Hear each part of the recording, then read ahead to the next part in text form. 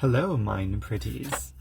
So this video is for you who want to know how to make more plant-based whole food meals and get away from meat and dairy and just use less animal products and less animal byproducts, or just get rid of it completely.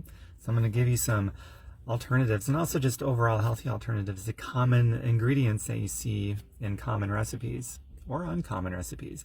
So the first one is going to be eggs. There's a lot of things that call for eggs. So if you want to do something plant-based that substitutes eggs is typically a good binding agent. Replace it with water-soaked chia seeds. Much healthier, and it's plant-based.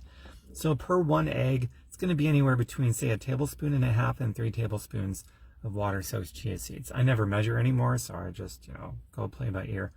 It's wonderful to bake with, or anything that calls for water-soaked chia seeds. Like I do an awesome cauliflower pizza crust that doesn't use eggs but water-soaked chia seeds, binds everything beautifully.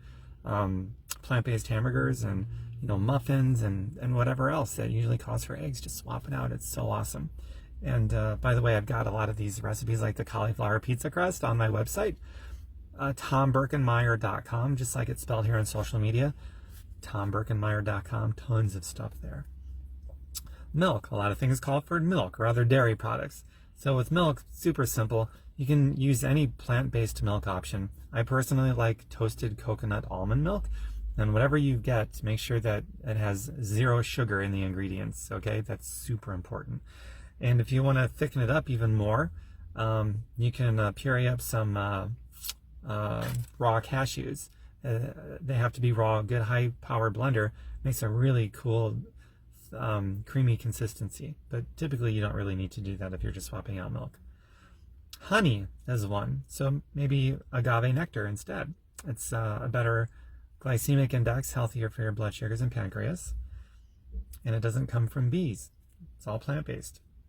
Speaking of sweeteners, sugar in general, almost everything has sugar in it, sadly.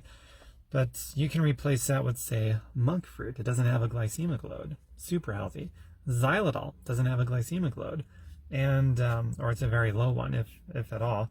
Xylitol also is great for strengthening tooth in animals. So if you want to get away from chloride and other things that are not healthy for you, that typically build enamel, but you want to build your enamel without causing harmful effects in your body, look at xylitol. It's awesome. There's some mouthwashes on the market that are xylitol based instead of the other stuff like fluoride. Whipped cream. So instead of whipped cream, coconut fat. Now, I'm not going to get into how to make that into a whipped cream here.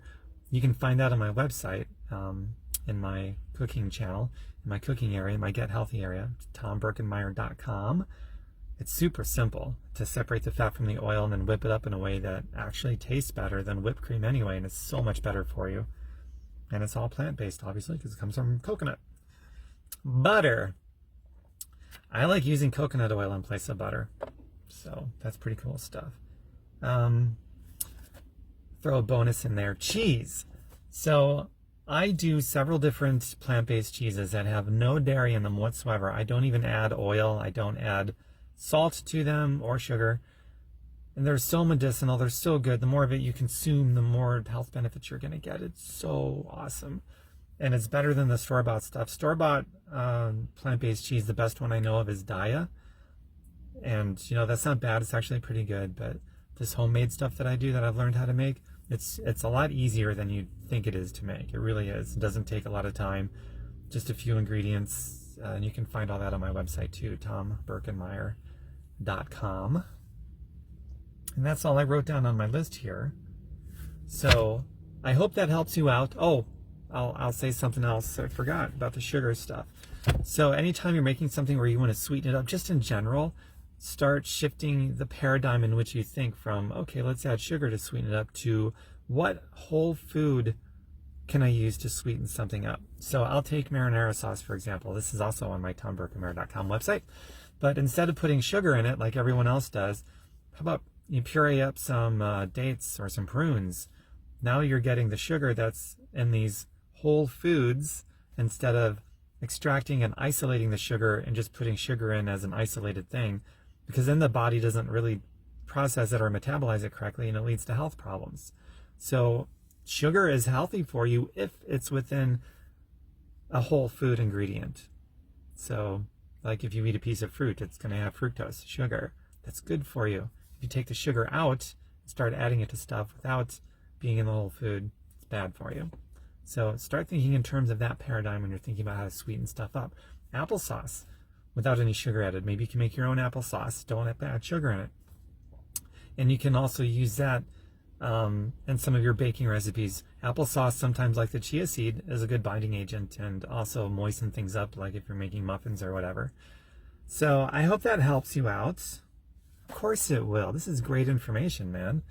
I learned it, shown it to you, and maybe you'll show it to some other people, and feel free to share this video. Maybe you'll just share this video and show other people that way, since it's already available for you.